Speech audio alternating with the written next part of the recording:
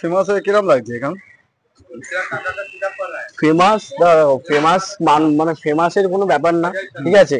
আগেও যে জায়গায় ছিলাম এখনো সেই জায়গায় আছি, ঠিক আছে। প্রতিবারে সবসময় চেষ্টা থাকে মানুষকে যত ভালোভাবে পরিবেশন করতে পারবো, যত মানুষের সাথে ভালোভাবে মিশতে পারবো, সেটাই সব থেকে মেটার, ঠিক আছে। আর ফেমাস আমার মনে হয় না কেউ ফেমাস বলে, ঠিক আছে। একমাত্র ফেমাস হচ্ছে ভগবান, ঠিক আছে। আর বড় বড় সেলিব্রিটিরা, আমরা সাধারণ মানুষ এখানে ব্যবসা করে খাই, খুদে ব্যবসায়ী। হ্যাঁ, আর এর থেকে বড় কিছু নেই। শুধু একমাত্র তোমাদের সবার ভালোবাসায় অ্যাটলিস্ট আমাকে মানুষ চিনেছে। রাস্তাঘাটে যেখানে যায় মানুষ সেখানেই দেখে, চেনে। যারা আমার দোকানে এখানে খেত তারা অ্যাটলিস্ট আমাকেই চিনতো শুধু একমাত্র। কিন্তু আজকে যে বাইরের মানুষটা চিনেছে, এটা হচ্ছে কি সোশ্যাল মিডিয়ার জন্য, ঠিক আছে।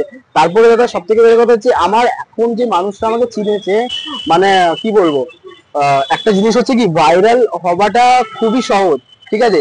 ভাইরালিটিটাকে ধরে রাখাটা হচ্ছে সব থেকে কঠিন। হ্যাঁ, একটা জিনিস কি মানুষ যখন তোমার দোকানে আসছে তখন তোমার খাবার, তোমার ব্যবহার সবকিছুর উপরে ম্যাটার করে। এই জিনিসগুলো হচ্ছে জিনিস।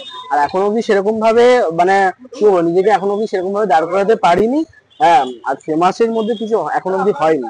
তিনি কোটি মোটি নয়, আনলিমিটেড ফ্রেশ ভ্যালু, যেখানে যাব ছেকে ধরে। তা দেখছি দূর দিগন্ত। মায়াপুরে কদিন আগে গেছিলাম, কিভাবে সংবর্ধনা দিয়েছে সেটা সেলিব্রিটির থেকে কম নয়। রাইট।